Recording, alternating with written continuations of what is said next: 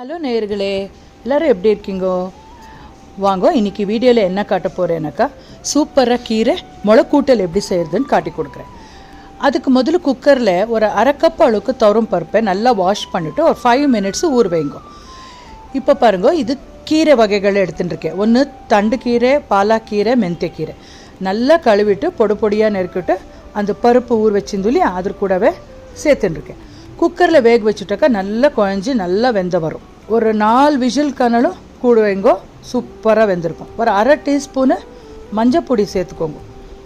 மஞ்சப்பொடி சேர்த்துட்டு கீரை பருப்பு ரெண்டு வேகிறதுக்கு எவ்வளோ தண்ணி வேணுமோ அவ்வளோ ஊற்றிட்டு குக்கரில் மூடி வச்சுட்டு அடுப்பில் வைங்க.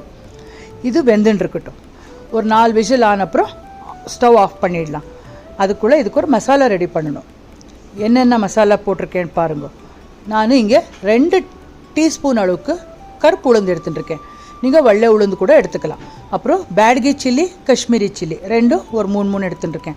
குட்டி பெருங்காயம், அப்புறம் மெயினாக இது முளைக்கூட்டல் இல்லையா, மிளகு எடுத்துட்டுருக்கேன்.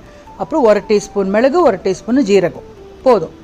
கருவேப்பிலை இருந்தால் சேர்த்துக்கோங்க. என்னென்ன தீந்து போயிட்டு அதனால் கருவேப்பிலை சேர்த்துல ஒரு 2 இலை கருவேப்பிலை சேர்த்துட்டா ரொம்ப நல்லாயிருக்கும். இப்போ 1 டீஸ்பூன் எண்ணெய் விட்டுட்டு நல்லா வதக்குங்க.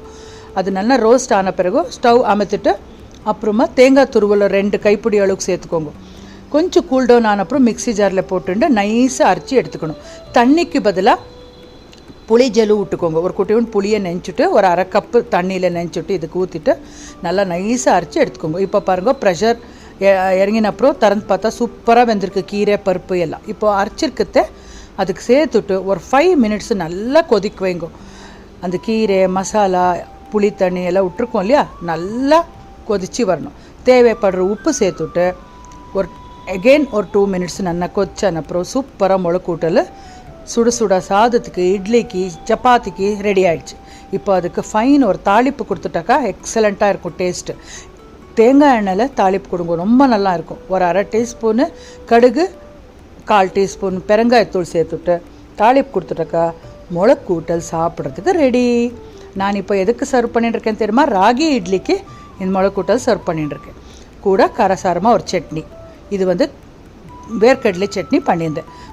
ஒரு அரை டீஸ்பூன் அளவுக்கு நெய் ஊற்றின்னு சாப்பிடுங்க. நீங்களும் வீட்டில் செஞ்சுட்டு எப்படி வந்ததுன்னு சொல்லுங்க. பாய்.